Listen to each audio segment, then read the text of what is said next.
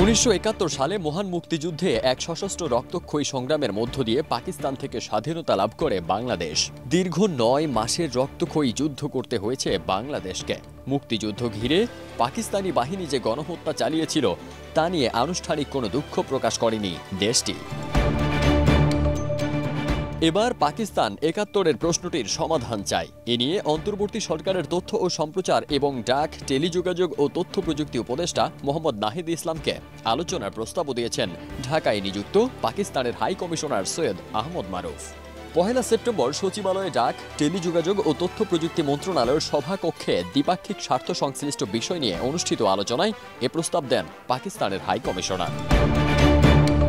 উপদেষ্টা নাহিদ ইসলামকে পাকিস্তানের হাই কমিশনার আহমদ মারুফ বলেন, আমরা 1971-এর প্রশ্নটির সমাধান করতে চাই, কিন্তু আওয়ামী লীগ সরকার আমাদের আলোচনার কোনো সুযোগ দেয়নি এবং ইচ্ছে করেই 71 ইস্যুটাকে জিইয়ে রাখত। চাইলে বহু আগেই এটির সমাধান করা যেত।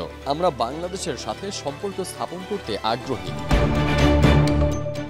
জবাবে উপদেষ্টা ও বৈষম্য বিরোধী ছাত্র আন্দোলনের প্রধান সমন্বয়ক নাহিদ ইসলাম বলেন, বাংলাদেশের রাজনৈতিক ইতিহাসে 1971 একটি গুরুত্বপূর্ণ বিষয়। আওয়ামী লীগের আদর্শে 1971 ছিল ইতিহাসের শেষ অধ্যায়, কিন্তু আমরা মনে করি এটি ইতিহাসের ধারাবাহিকতা।